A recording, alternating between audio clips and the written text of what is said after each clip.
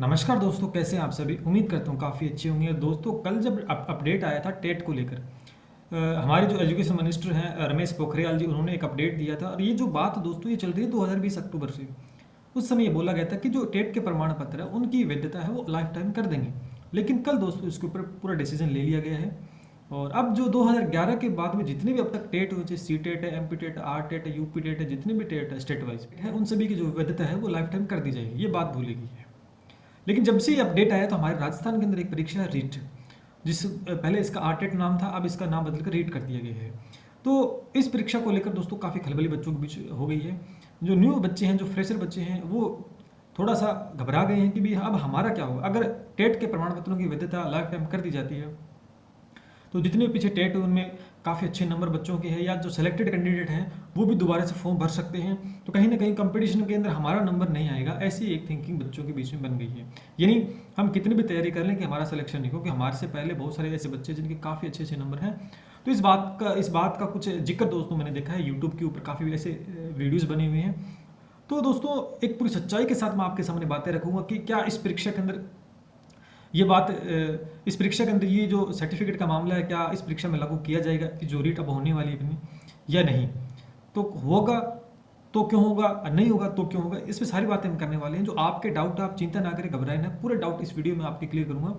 तो वीडियो को अंत तक देखना है और लाइक कर दे, वीडियो को शेयर मारते जिससे सभी तक ये बात पहुंच पाए। और सब्सक्राइब कर दीजिएगा चैनल को, और बेल आइकन बटन को भी दोस्तों प्रेस किया गया, जिससे कि जो भी वीडियो अपडेट आते हैं हमारे वो आपको मिलते रहें। दोस्तों एक मेरी छोटी सी बात समझना कि जब अपने सीटेट का एग्जाम होता था तो उसकी वैलिडिटी कितनी थी, 7 साल थी। और उस समय दोस्तों हमारे जहाँ रीट का जो एग्जाम होता है उसकी कितनी थी, 3 साल। तो आप इस बात से अंदाजा लगा सकते हैं कि सीटेट की जो परीक्षा होती थी उसमें प्रमाण पत्र की वैधता 7 साल थी, और हमारे उस समय 3। तो कहीं ना कहीं पूरा डिफरेंस है दोस्तों, डिफरेंस है। यानी सेंटर में जो रूल लागू हुआ था वो स्टेट में नहीं हुआ उस समय। इसका मतलब स्टेट गवर्नमेंट बाध्य नहीं है। बोला तो यही गया कि भी नेसेसरी है कि करो आप, लेकिन स्टेट की जो गवर्नमेंट है इस नियम को लागू करे ये इसलिए बाध्य नहीं है। अगर बाध्य होती तो 7 साल का जब सीटेट का प्रमाण पत्र वैलिड था तो अपना 3 साल का कैसे किया। ये पॉइंट आप समझ सकते हैं कि ये नियम लागू होगा या नहीं होगा, क्योंकि राज्य सरकार वो बाध्य नहीं है। ठीक है, अब आप देखिए कि सीटेट का जो प्रमाण पत्र होता है, सीटेट जो परीक्षा है वो एक पात्रता परीक्षा होती है दोस्तों। सीटेट एक पात्रता परीक्षा है। उसमें आप 150 में से 150 ले आओ या 100 नंबर ले आओ, आप एक जितने ही हो, कोई फर्क नहीं पड़ता। आप 150 में से 150, क्योंकि उसके अंदर नंबर नहीं जुड़ते, वो एक पात्रता परीक्षा है। तो उसके अंदर आजीवन सर्टिफिकेट आजीवन कर दिया जाए लाइफ टाइम, तो उसमें बेनिफिट है, क्योंकि वो एक पात्रता परीक्षा और हर 7 साल बाद में दोबारा से परीक्षा बच्चों को देनी पड़ती है, तो उसमें बेनिफिट है। अब रीट की बात करते हैं। अगर रीट में देखो, आप अगर रीट में करते हैं आजीवन, तो आप ये सोचिए कि रीट का जो प्रमाण पत्र है उसके नंबर जुड़ते हैं, उसके नंबरों के ऊपर, यानी उसके अंदर जो अंक है उनका महत्व है, उसी के आधार पर दोस्तों परीक्षा जो 3rd ग्रेड की भर्ती करवाई जाती है ना। तो इसके अंदर अंकों का महत्व, और सीबीएसई जो कि सीटेट है उसमें अंकों का महत्व नहीं है, सिर्फ आपको पास करना होता है उसे। तो ये दूसरा पॉइंट दोस्तों रहेगा कि मैं बताऊंगा कि होगा कि नहीं होगा। ये दूसरा पॉइंट आप सुने कि अंकों का महत्व नहीं है सीटेट वाले के अंदर, लेकिन हमारे रीट में है। हम राजस्थान की बात करेंगे, सिर्फ हमारी जो राजस्थान के अंदर जो भर्ती है रीट, उसी के बारे में बात कर रहे हैं। 2 पॉइंट आपने सुने। तीसरा पॉइंट सुनिए दोस्तों, ये रूल अब आया है, बट दोस्तों ये ऐसे रूल जो होते हैं ना, ये उन भर्तियों में लगते हैं जो एक नए सिरे से भर्ती आती है। यहाँ पर रीट की विज्ञापन पहले आ चुका है दोस्तों, तो ये भी एक पॉइंट रहेगा कि इसमें लागू होगा या नहीं होगा। यानी पहले ये भर्ती अनाउंस हो चुकी है, इसका नोटिफिकेशन आ चुका है, तो इसके अंदर लागू होगा या नहीं होगा, मैं पूरी बात बताऊंगा, वीडियो को पूरा देखिए, होगा नहीं, क्योंकि ये भी एक पॉइंट बनता है। नहीं, अपने पास 3 स्ट्रॉन्ग पॉइंट है।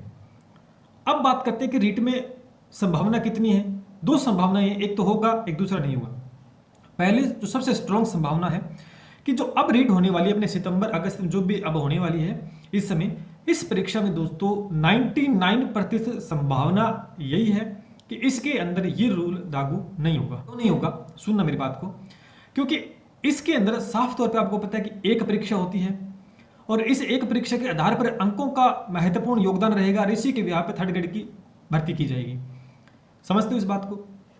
अगर दोस्तों ये रूल लागू किया जाता है, मेरी बात को समझना, अगर ये रूल लागू कर दें इसमें, तो विज्ञापन दोबारा से जारी करना पड़ेगा, और आपके जो पेपर है वो 2 करवाने पड़ेंगे। क्यों?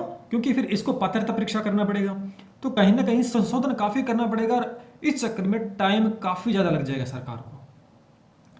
मान के चले कि उपरोक्त 6 महीने से ज़्यादा का प्रक्रिया 6 महीने से ज़्यादा की प्रक्रिया दोस्तों हो जाएगी इसके अंदर।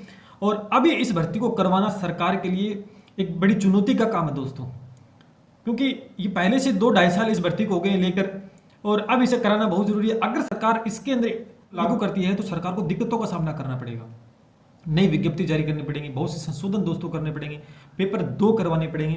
तो कहीं ना कहीं एक पूरे साल की दोस्तों एक प्रोसेस हो जाती है।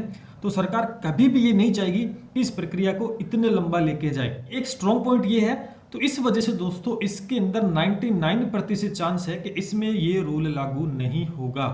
ठीक है, अब आप घबराए ना, जितने भी फ्रेशर हैं कि हमारे साथ धोखा हुआ है, वो हुआ, कुछ नहीं हुआ है, इस भर्ती में लागू नहीं होगा। हाँ, कोई नई भर्ती आगे आती है उसमें होगा नहीं होगा वो एक अलग बात है, लेकिन एट प्रेजेंट इस भर्ती के अंदर ये रूल लागू नहीं होगा।